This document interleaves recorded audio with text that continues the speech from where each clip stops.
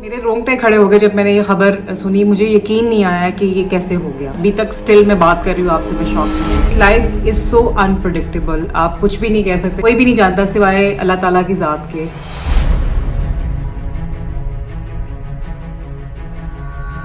السلام علیکم, this is Maira Khan, you are watching Maira Khan YouTube channel. Friends, آج تھوڑا سا میں شاک میں ہوں اور مجھے سمجھ نہیں آ رہی کہ میں اپنی بات کا آغاز کیسے کروں. یہ جو ویلاگ ہے آج کا, یہ میں اس میں ایکچولی اپنی جو جذبات ہیں ان کا اظہار کرنا چاہوں گی آج کی خبر کے حوالے سے, جو کہ بڑی افسوسناک خبر ہے اور جس پہ ہمیں بڑا دکھ ہے. میں نیوز دیکھ رہی تھی اور میری عادت ہے کہ میں ہر وقت میں نے نیوز چینل لگایا ہوتا ہے اور خبریں دیکھنے کا مجھے بہت زیادہ شوق ہے. تو اچانک سے ایک جو خبر آئی ہے, ہمارے ملک کے بڑے مایہ ناز مذہبی اسکالر ہیں اور سیاسی شخصیت بھی ہیں, ڈاکٹر عامر لیاقت, ان کے حوالے سے جو خبر آئی کہ ان کو جب ہسپتال ان کے ملازم لے کے گئے تو وہاں پہ آلریڈی ہی واز ڈیڈ. بہت ہی مجھے دکھ ہوا اور میں نے سوچا کہ میں اس پہ ایک ویڈیو بناؤں چھوٹی سی, اور جو لوگ نہیں جانتے اس بارے میں کہ یہ کیا ہوا ہے اور کیسے ہوا ہے, کیوں ہوا ہے, تھوڑا سا میں ان کو بھی بتا سکوں اور میں اپنی بھی رائے کا اظہار کر سکوں کہ یہ ایسا کیوں ہوا. سب سے پہلے تو مجھے بہت زیادہ دکھ ہے, حالانکہ وہ اپنے سٹیٹمنٹس کے حوالے سے, اپنے ٹویٹس کے حوالے سے بہت زیادہ تنقید کا نشانہ بنے رہے, اور کافی عرصے سے سننے میں بھی آیا کہ وہ کچھ اس طرح کے ذہنی ڈپریشن کا شکار تھے. پرسنل جو لائف تھی بہت زیادہ ڈسٹرب تھی, اور اب جو ٹائم تھا وہ اکیلے میں وقت گزار رہے تھے. اور بڑا دکھ ہوا جب سننے میں آیا کہ ابھی جب وہ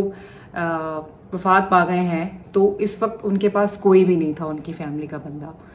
صرف 2 ملازم تھے, ایک ڈرائیور اور ایک گھر کا جو نوکر ہوتا ہے وہ تھا, جو کہ ان کو ہاسپٹل لے کے آیا ہے. تو میں یہ کہنا چاہوں گی کہ دیکھیے, لائف از سو انپریڈکٹیبل, آپ کچھ بھی نہیں کہہ سکتے کہ کیا ہوگا کل, تو کوئی بھی نہیں جانتا سوائے اللہ تعالیٰ کی ذات کے. میں ان کو ٹویٹر پہ فالو کرتی ہوں اور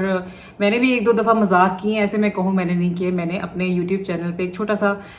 جوک بھی کیا تھا ان کی شادی کے حوالے سے. ظاہری بات ہے وہ ایسی شخصیت تھے جو ہمیں انٹرٹین بھی کرتے رہتے تھے اور ہم اس پہ بات بھی کرتے تھے, تو اس پہ وہ کبھی کبھی جو ہے وہ ہنس بھی دیا کرتے تھے اور پھر بعد میں کبھی کبھی ناراضگی کا اظہار بھی کرتے تھے.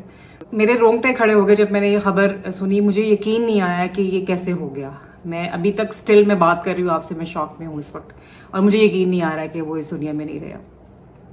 عامر لیاقت صاحب کے حوالے سے میں یہ بتانا چاہوں گی کہ جب وہ آئے تھے, جب مجھے یاد ہے پہلی دفعہ ہم لوگوں نے دیکھا تھا, ہم لوگ تو خیر اس وقت چھوٹے تھے, اور ان کا جو پروگرام آتا تھا مذہبی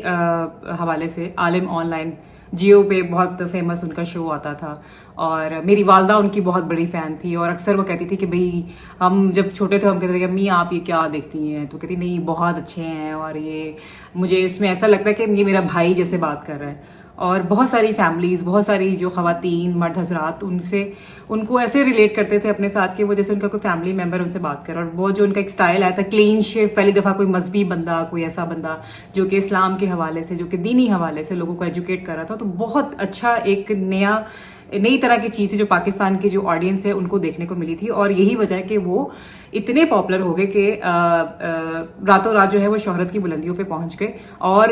دنیا کی جو ہے 500 مشہور شخصیات میں ان کا نام بھی آیا کئی بار, ایک بار نہیں کئی بار. تو بلا شبہ پاکستان کا وہ فخر تھے. اور پھر پتہ نہیں کیا ہوا اچانک سے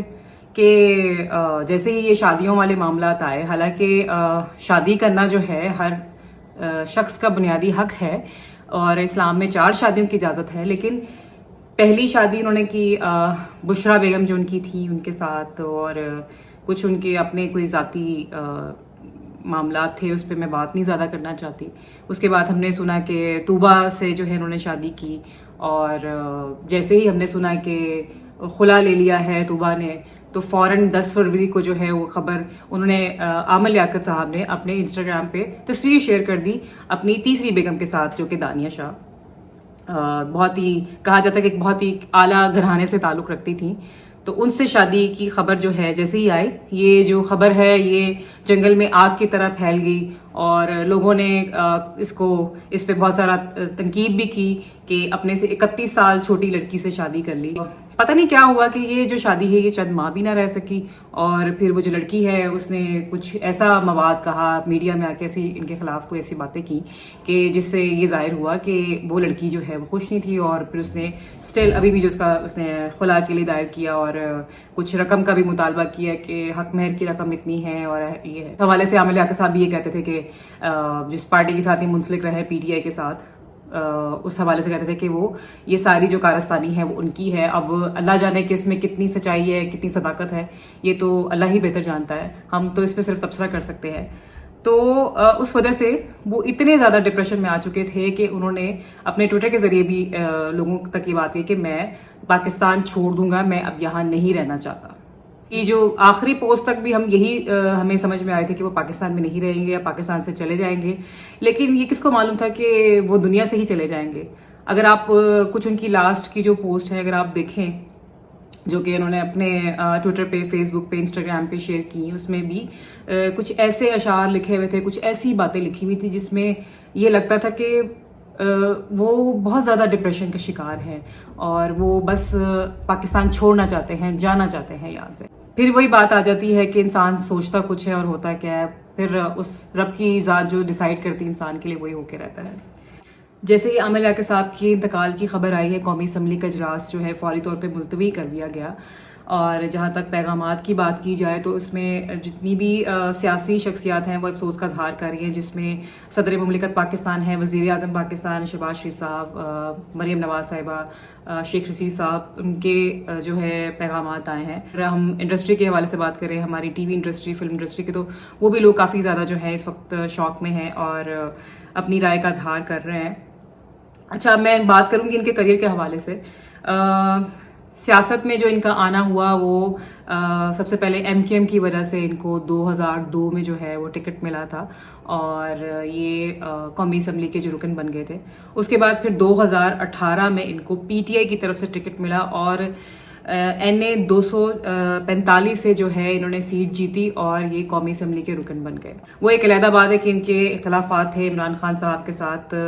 اور وہ اپنی رائے کا اظہار کرتے رہتے تھے اپنی ٹویٹس کے ذریعے,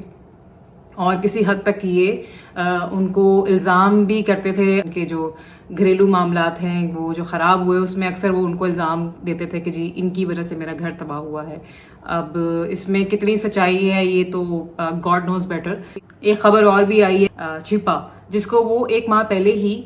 وصیت کر گئے تھے جو ان کے سماجی رہنما ہیں ان کو, کہ جب میں چلا جاؤں گا اس دنیا سے تو آپ نے میرے کفن دفن کا سارا انتظام کرنا ہے اور غسل بھی دینا ہے. تو دیکھیں لائف جو ہے نا, کبھی کبھی انسان کے منہ سے ایسی باتیں نکل جاتی ہیں جو کہ پتہ نہیں ہوتا کہ وہ کس وقت پوری ہو جائے. تو ابھی جو ہے یہ سارا انتظام جو ہے وہ ان کے ذمہ ہے. آخری جو ویڈیو ہے اس میں انہوں نے اپنی جو تیسری بیوی ہے دانیہ شاہ, اس کو ایک طرح سے یہ بھی پیغام دیا کہ میں نے تمہیں معاف کر دیا. ابھی عامر لیاقت صاحب کے موت کے حوالے سے کوئی بھی فیصلہ جو ہے وہ نہیں کیا جا رہا کہ ابھی کچھ پتہ نہیں ہے کہ ہوا کیا ہے. بس انویسٹیگیشن ٹیم جو گئی ہے انہوں نے بس یہ بتایا ہے, جو کہ خبروں میں نے بھی دیکھا ہے, کہ جب وہ ان کے کمرے میں پہنچے ہیں تو ان کے کمرے میں دھواں ہی دھواں تھا. اتنا دھواں ہے کہ ابھی تک سٹل وہاں پہ دھواں ہے, اور یہ رات کی بات بتائی جا رہی کہ رات سے یہ واقعہ ہوا ہوا ہے. تو کیونکہ آپ کو پتہ ہے آج کل لوڈ شیڈنگ بھی ہو رہی ہے تو جنریٹر جو ہے وہ کمرے میں پڑا ہوا تھا. اس کی بھی سمجھ نہیں آ رہی کہ جنریٹر جو ہے وہ کمرے کے اندر کیوں تھا, حالانکہ یوزلی دیکھنے میں آیا کہ جنریٹرز جو ہوتے ہیں وہ گھر کے باہر ہوتے ہیں. تو دھواں اتنا زیادہ تھا تو یہ کہا جا رہا ہے کہ وینٹیلیشن نہ ہونے کی وجہ سے سفوکیشن ہو گئی ہوگی اور ہو سکتا ہے کہ ہارٹ اٹیک آ گیا ہو اس وجہ سے. تو ان کی جو میت ہے وہ جناح ہاسپٹل کراچی میں پہنچا دی گئی ہے اور پوسٹ مارٹم کی رپورٹ جب تک نہیں آ جاتی تب تک کچھ بھی کہنا جو ہے قبل اس وقت ہوگا. یہ یہاں پہ کہنا چاہوں گی کہ ہمیں بہت زیادہ دکھ ہے اور یہاں سے ہمیں یہ پتہ چلتا ہے کہ ہر عروج کو جو ہے وہ زوال بھی ہوتا ہے. اور سب سے پہلی بات ہے کہ جب اللہ تعالیٰ آپ کو اتنا زیادہ مقام دے, اتنا زیادہ عروج دے, تو پھر اس کو سنبھالے رکھنا جو ہے وہ سب سے بڑی ذمہ داری ہوتی ہے, کیونکہ لوگ آپ کی طرف دیکھ رہے ہوتے ہیں اور آپ بہت سارے لوگوں کے لیے مثال ہوتے ہیں. اور دوسری بات میں یہاں پہ ضرور کہنا چاہوں گی کہ سوشل میڈیا پہ آج کل جس طرح سے ٹرولنگ کی جاتی ہے بہت سارے ایکٹرز کی, بہت سارے سیاستدانوں کی, تو پلیز وہ نہ کیا کریں. آپ ہمیں نہیں پتہ ہوتا کہ کوئی کتنا زیادہ ڈپریسڈ ہے یا اس کی لائف میں کیا چل رہا ہے. ہم بہت زیادہ ججمنٹل ہو جاتے ہیں, تو ہمیں نہیں ہونا چاہیے کسی کے بارے میں کوئی بھی ایسی رائے کا اظہار نہیں کرنا چاہیے. مرحوم کے لیے بس میں یہ کہوں گی اللہ تعالیٰ ان کے درجات جو ہے وہ بلند کرے اور ان کا جو آخری سفر کی طرف وہ رواں دواں ہے اللہ تعالیٰ ان کی آخری منزلیں جو ہیں اس میں آسانی پیدا کرے. اور اسی کے ساتھ ہی میں آج کے ولاگ سے آپ سے اجازت چاہوں گی. اللہ حافظ.